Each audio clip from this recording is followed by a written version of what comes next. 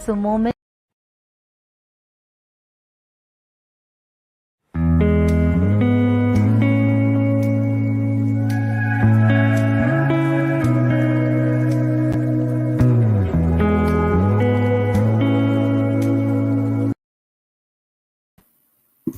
Namaste, and you're all very welcome to Yoga Newsroom, a place where you will find all the information about people, places, and journey of yoga.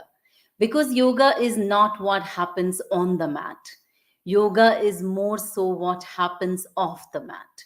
So those people who practice yoga, those who believe in the power of yoga, how their lives turn out, what do they do in their real life? That is what we bring you here. So if you are passionate about yoga, if you love yoga, and if you encourage other people through the way you live your life, then this is the place for you to come and join. And on this journey of yoga, we are bringing you another beautiful episode with someone who has traveled all the way from India to Ireland, and she's ready to share her journey as to what is happening in her life and how yoga is still supporting her in her journey from far away from India while she's living in Ireland. So please join me in welcoming Aswathy Parameswaran. Namaste, Aparna ji. Thank you for that Namaste. wonderful introduction. Thank you so much. How have you been?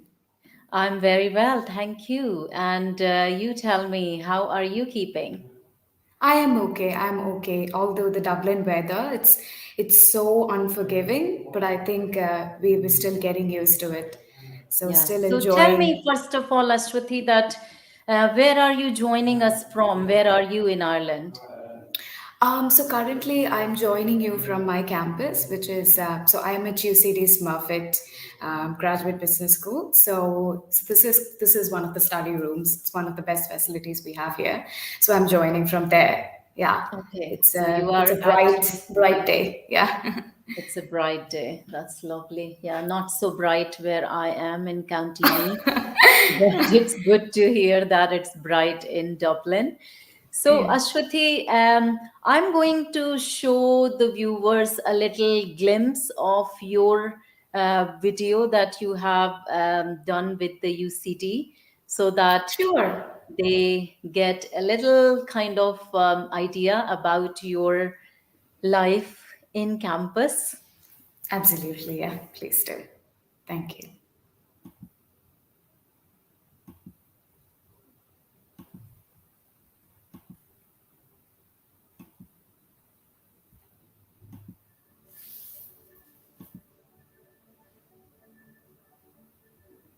My name is Aswathy. I am from India and I'm currently pursuing a master's in analytics. UCD Smurfit that I'm pursuing currently is ranked very high globally. And I must tell you that it's a reflection of what UCD Smurfit has to offer its students in terms of faculty expertise and resources that it has on campus. UCD Smurfit is not just visible in Europe, it's recognized across the world. So if you are a graduate from UCD Smurfit, it's easy for you to pursue a career elsewhere if you wish to. UCD Smurfit is in Dublin, Ireland, which is the crux of European tech and digital market. So it's a very exciting place to be if you are. So that was a little kind of glimpse into what Ashwathi is doing at UCD Michael Smurfit. So you have traveled from India only last year, is that correct? That's right. Last September, to be precise. Yes. And it was that time when we were planning to do something together True while you that. were joining from India and I was in Ireland, but it never happened. True that, true that. But I think it's better that, we have come 6 months down the lane and I know better and I can give Yes, you a better feedback now. So I think yes. it's the right time. Yeah. Absolutely. So, Ashwathi, you are doing MSc Business Analytic. That's right. That's right. So Yeah. tell us a little bit. I mean, we are in the yoga world, not That's necessarily we right. understand the business analytic and this. I was looking at your skills as a software engineer of Java software developer, Spring Boot, Python, data science.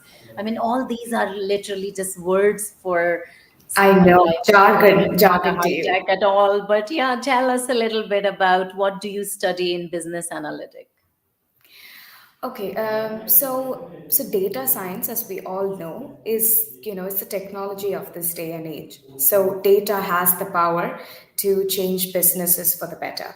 So business analytics in general, if you want me to give you a small gist of what it is, it's just manipulating data or using data to benefit business and to drive them in the right direction. So that would be the gist of it. So it's quite an intensive course. So there is a little bit of mathematics, some kind of understanding of business, then some learning on optimization, statistics. So it's quite an intensive course. Yeah. Yes. And are you enjoying it? Yes, I think so.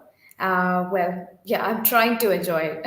Yeah, And it's where do quite you rigorous. come from in India? So, so I come from Kerala, which is a strip of land in southern India. So I grew up, I lived and I grew up for the last 23 years there. And yeah, so I lived in the capital city of the state. It's called Trivandrum, amidst beautiful water bodies all around the city. Yeah. And that gives you this kind of that you can speak so many languages. You speak Hindi, you speak English, of course, that's what you're talking now. And you can also speak Malayalam and Tamil. That's right. That's right. That's right, Aparnaji. Yeah. And do you I have think more Indian students in your class? absolutely. So about 80% of the class, the demography is from India. Oh, So yeah, 80% are Indians. that's right. That's right. That's right. Wow, About that is a 80%, I would huge say. number. Oh my That's a God, I'm huge so number. excited to Yeah. hear that. So, anybody who's watching in India and they have this aspiration and dream, because I can tell you, even in Ireland, we know that UCD is one of the best university, and Michael Smurfit is definitely a place to study. So, I'm really actually very proud as an Indian to hear that 80% are from India in UCD Michael Smurfit. Brilliant. That's So, right. and before you came to Ireland, you were working. Yeah, so I was working as a software engineer with a company called IBS. I worked there for a couple of years, which was then I decided that I would want to pursue a master's, and then I moved to Ireland, yes, So at IBS, you were working as a software as a engineer. software engineer. That's right, like Okay. any other Indian. Yes. Yeah. And it's good to see women in that field. And I know, I yeah, know. and coming to our yoga connection, like how we connected with each other, was It through was yoga. through a professional platform. That's so Yes, amazing, right? Yeah. LinkedIn. Yes, That's right. absolutely. That's right. And I think we should give a heads up to, huge shout out to the person who actually got us connected. Miss Yes, Aileen. Yeah. Aileen Wen, my favorite yoga student. I Yeah. mean, I shouldn't say that all of my students are my favorite, but I know. Aileen is very special for me because, like, for years she She practiced with me, and she's really dedicated for yoga. And she put me in connection with you because she knew that you needed some kind of guidance or advice, or if true anything that. I could tell you that could be helpful while you're moving to Ireland. So thank you, Absolutely. Aileen. Yeah. And so what is the plan? Are you going to finish your course soon? So the course, so we complete the course by July of this year. After Okay. that, either we look for a job or we can pursue, a PhD or something else if we want to. We can remain in academics if we want to. So for me, my plan is to start working again after the completion of course. That's my plan. Yes, yes. And you are very passionate about technology and business, education and healthcare. So, is Absolutely, there any yeah. particular area that you are looking to work in? Frankly speaking, maybe 5 years down the lane, I would like to see myself working for a healthcare company, or at least a tech company that aids, health and related developments. But right now, because I don't have enough expertise in those areas. I Probably it's less likely that I'll land a job there. So I would start with something related to consulting or development, and then probably move it into healthcare Oh, eventually. okay. Maybe I can give you a suggestion. I mean, because I work in healthcare and I know Absolutely. that there is a huge opportunity at the moment in health I know. informatics. So That's if right. Yeah. somebody does a short course in health informatics, then they might be more likely to be hired if they are trained professional and they have Oh, done some short course in health informatics, then there should be a lot of job opportunities in that area. But if guys, if you are watching the video and you are an employer and you are seeking a good person to hire, then I would highly recommend that Ashwathi is ready to work. She's ready thank to you. rock Thank you and so much roll. for that. She's open to work. So if you have any job offer for Ashwathi, then please leave in the comment box below your email and we will get in touch with you. So, Ashwathi, tell us a little bit. We will come to yoga because this channel is all about yoga. So, we will come to your yoga journey. But I want to see you as a person first because yoga is also like a tool that helps us to live our life in a different way than what we would have done if we were not on this path. That's So right. I will try and make that connection, but for first to understand your own life. So who is at home in India? Okay, so yeah, so back in India, I lived with my paternal grandparents and my parents. So it was the five of us, and very busy household, a very crowded household too, for that matter. Yeah, so I lived with them there. Okay. Um, Lovely. And when you were deciding to go abroad, I believe it is a big decision for anybody in India I who's know. planning to study abroad or to work abroad. It takes long time for planning and for this to actually happen. So, how did you choose Ireland? Okay. I think even the decision that I would go into a European state was long thought through. So, like I said, I come from a very close knit family with not two parents but four at home. So, I think it's finally the first step towards your ambition towards pursuing education elsewhere is to prepare yourself to come in terms with the fact that you're going to be away from your family. And that thought was daunting for a very long time. It was only when that I finally came in terms with that I could properly prepare to pursue education elsewhere. So that's the first is the emotional and the mental preparation. And once you're sorted in that way, you have to look at the visa, the visa requirements for different countries, the financial burden, pursuing such an education is going to put on you. What kind, how, I think the second would be to look at the opportunities that are available in different countries out there, followed by the kind of financial resources you would you need to have, or you need to, probably arrange before you can move. And then would come possibly the logistic aspects of it, living, how to live, whether will you be able to get a part-time job, or will you be able to support yourself otherwise? What kind of climate and weather the country is, what country has, or what kind of people, whether is it a foreigners friendly place. So I think those are probably the last step. Okay, so yeah, it was a huge decision to choose a Yeah, country and then probably to choose a particular university, because absolutely. it's a big investment, I believe, in your Absolutely. education. So, That's true. yeah.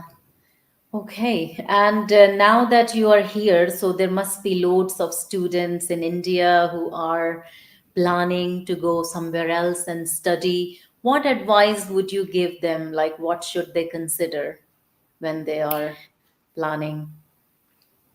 To study abroad, yeah. So, like I said, feasibility factor in terms of may it be the financial aspect or may it be the academical aspect. You at times, when you look through the course, you will understand that it's very intensive for the kind of background that you come from.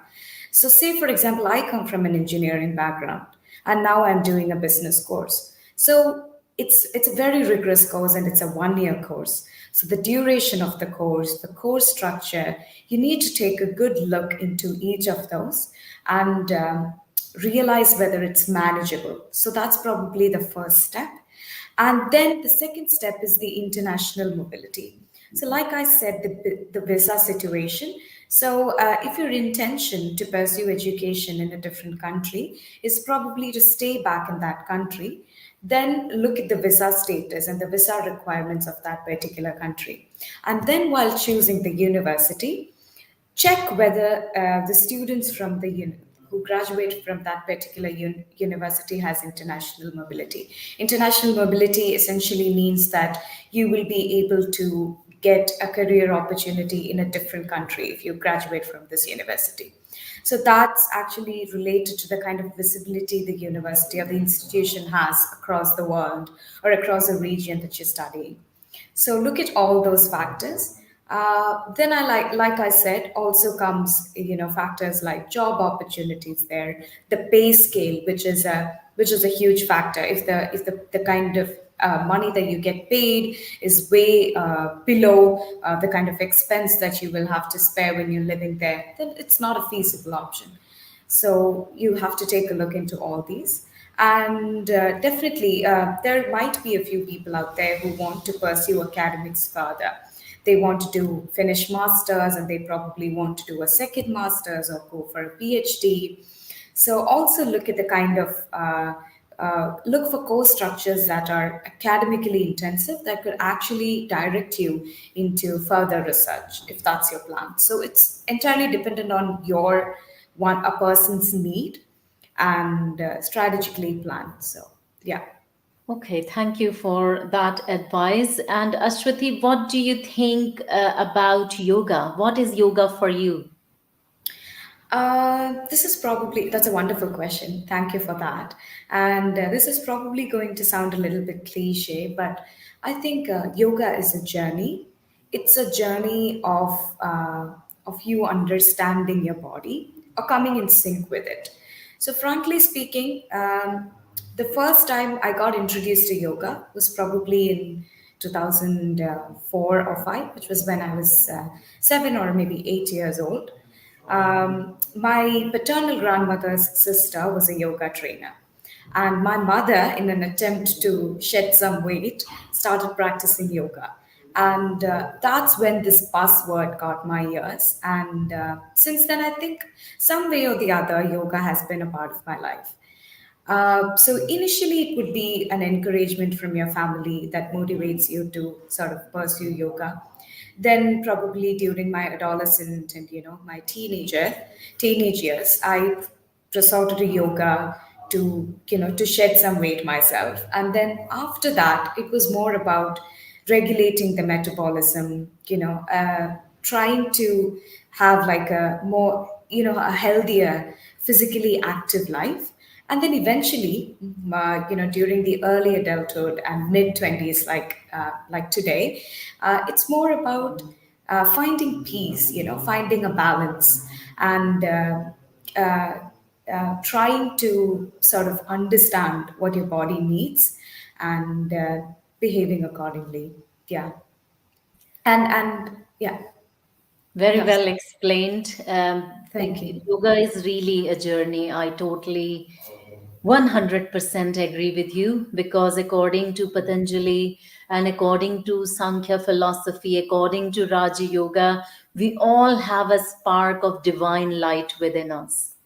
True that. And when that spark is activated, then we begin our journey to this path of enlightenment.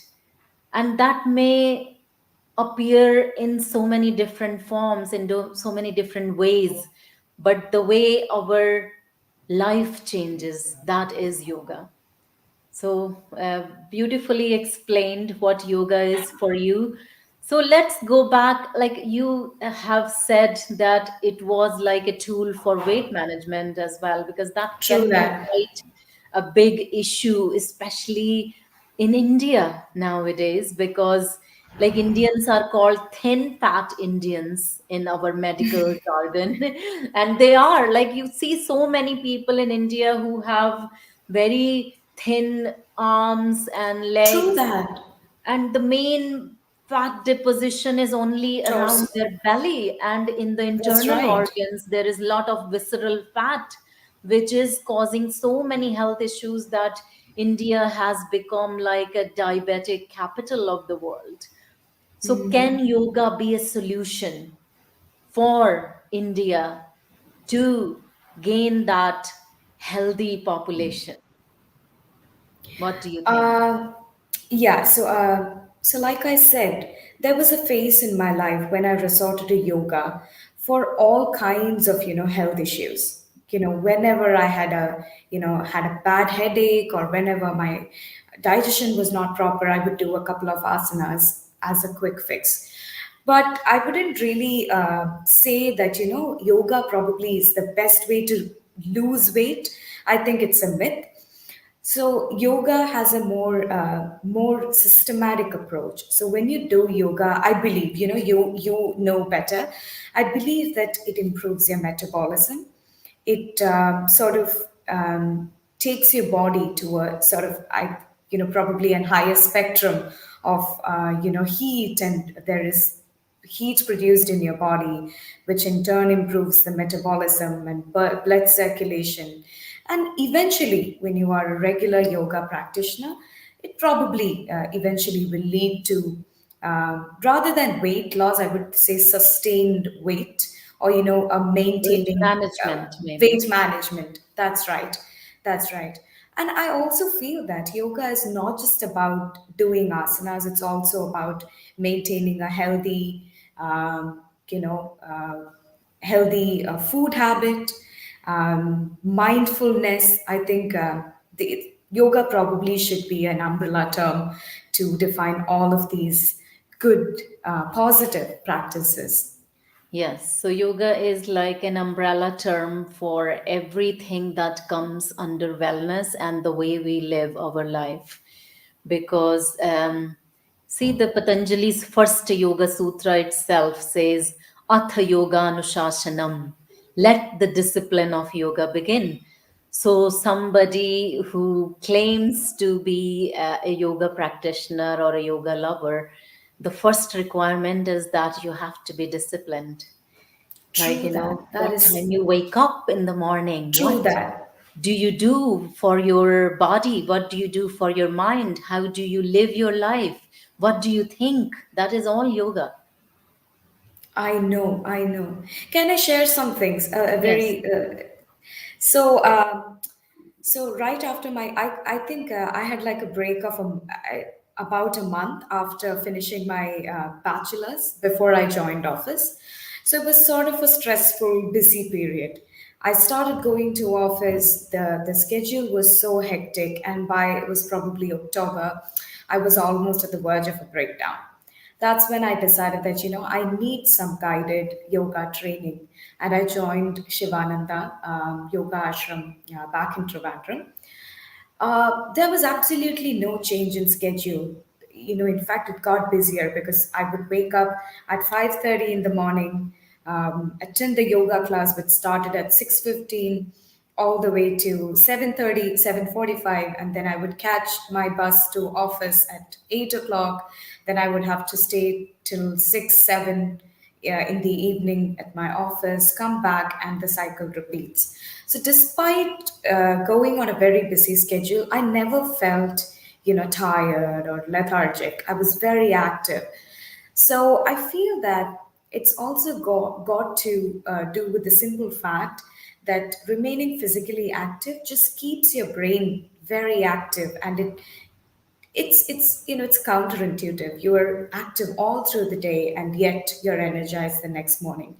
So I think yoga also has such a consequence on your brain and your system in general. It keeps you active. Thanks for sharing that, because there are so many people who are stressed out at the moment, especially in the post pandemic world. We are I going know, to I know. see a lot more people with PTSD, post traumatic stress disorder. There are so many people who have lost their family members, though so many people who have lost their jobs, so many people who have become very unwell with long COVID.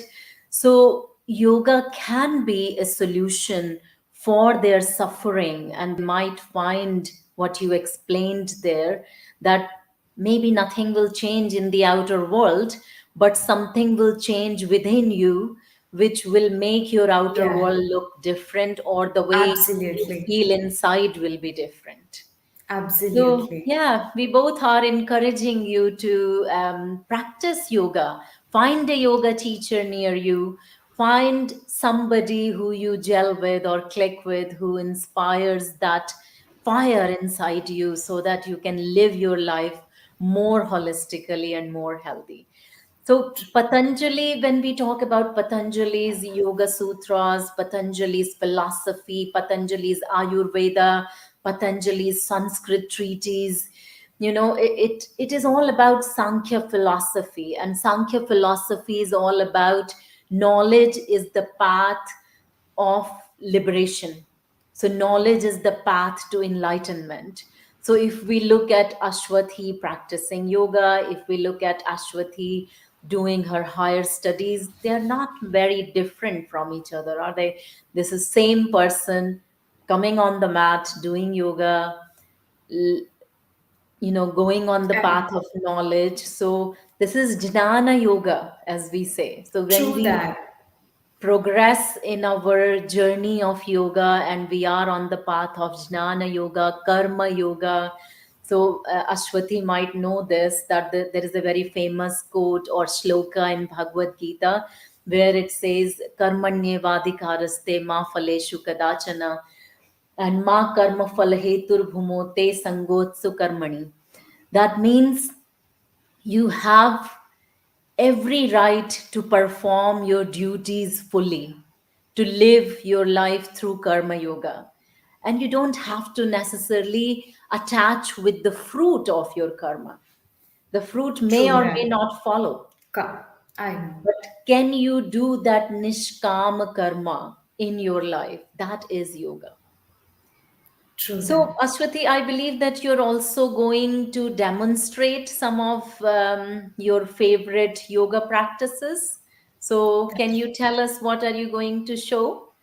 So I think so. Since I'm in the university, I'll probably do a pranayam, a couple of Okay. pranayam exercises. Um, okay. So can you guide me, Aparna ji? Can you do that for Yes, me? sure. So, which pranayama would you like to do today? We can do Anilom Vilom. Anulom Vilom. Okay, so Anulom Vilom is part of your bigger pranayama, which is Nadi Shuddhi. But Anulom Vilom is highly popular in India. Even if you I ask a know. child, the child would probably know how to do Anulom Vilom. So, usually, if you're doing the full cycle, then you do first the Chandra Nadi, Surya Nadi, Chandra Bhedana, Surya Bhedana, and then Anulom Vilom is the final, or it can be just complete in itself. So let's get Ashwathi to do Anulom Vilom Pranayama today. So wherever you are sitting, Ashwathi, can you sit upright with Yeah. your spine straight Yeah. and your crown reaching towards the ceiling and your 2 feet on the ground? Yes. If you are sitting on a chair, it's okay. And now you can bring all your attention to your breath and take few deep breaths in and out in full awareness. And now I invite you to make a Nasika Mudra. So you can open your eyes and I'll show you. So this is your hand. So bring the first 2 fingers down at the base of your thumb and make this little circle for Nasika Mudra. And you will be using your thumb to close the right nostril and your these two straight fingers to close the left nostril. So close the right nostril and inhale from the left.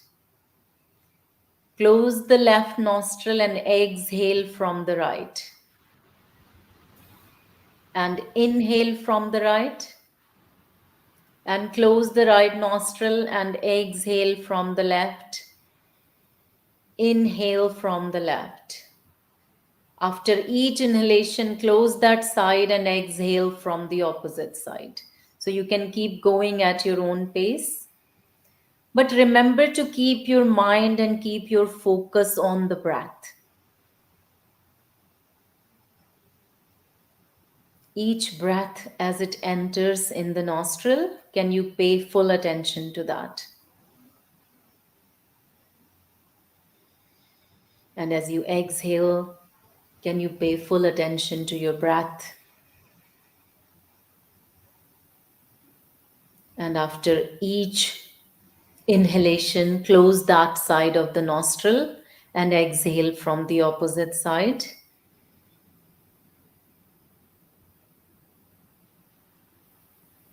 And 3 more rounds in full awareness,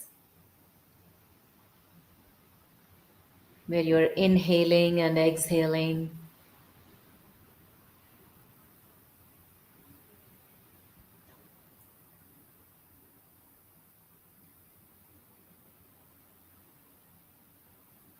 And you can release now. Put your both hands on your lap and open your eyes. How do you feel? I feel so good. Yeah. Truly. Because as it's not a rocket science, I mean, why did I ask, how do you feel? Is it like a magic? It is like a magic because the moment you become aware of your breath, you activate your parasympathetic nervous system. And even scientists have found an area in the brain which is called like a pacemaker, and Okay. it is a pacemaker for the breathing, for the Breathe. respiratory system. So that area is activated as soon as we become aware of our breath, because it's an automatic nervous system. So breath is always happening whether we notice or not, thank God. That's why we are alive, because it doesn't depend on our awareness. But then conscious breathing has a different outcome and Eh, different um, you know different fruits effect. that True. come to your health because you become aware of your breath. So Anulom Vilom is also Nadi Shuddhi, where you actually purify your nadis. So your nadis is a nerve, is an energetic channel of your body, and that's when you do Anulom Vilom and breathe from the opposite nostril, you purify your energetic channel of the body. So, Ashwati, thank you so much for showing that Anulom Vilom Pranayama. Is there something that you would like to say to all of the students? Like there are so many Indian students in Ireland, and not only Indian students. It doesn't matter where they are from. At the moment, the world is post-pandemic world. There is a war between True that. Russia True that. and Ukraine, and the whole world is going through this big turmoil, and there is a lot of energy of anxiety. So, would you like to say something? Absolutely. So, A couple of things. So, just to add to what we were discussing about yoga, so there is something called exercise snacking. So, just the way just the way we are prescribed, or prescribed to eat some snacks in between to avoid some kind of a gas trouble or acidity, you can actually take small snack sized bits of exercise. So it's just a Japanese method of keeping yourself active. So something very new that I learned. So I just want to put it out there, because most someday it's a very busy and you don't really get to spare even an hour, particularly for yoga or some gymming or something. So just take such exercise breaks to just shake your legs a little bit and get yourself active. So that's one thing. And for people who are planning to, or who want to move abroad this year, or in the coming couple of years, uncertainties are going to be there. Either the pandemic just came, was so unforgiving. We didn't even saw it coming. So despite that, we have a lot of students coming in.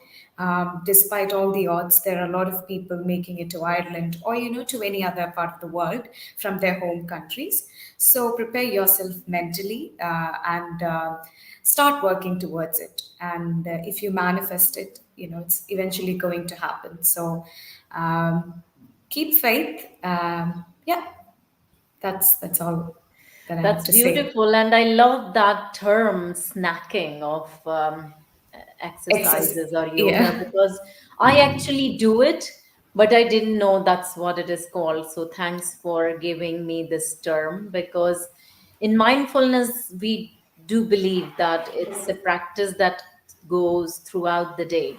You Day. don't That's just right. you don't just sit on your mat and meditate. You actually practice mindfulness bell, and you become aware from time to time, and you do some short practices throughout the day.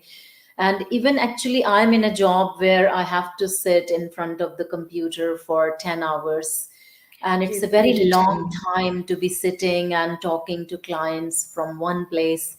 So I actually get up from my chair and I take a little mindful walk, or I sometimes just sitting on my chair, I do a little burst of kapal bhati or anulom vilom. Absolutely, exactly. Yeah. And it's It's so beautiful that now I have a term for that.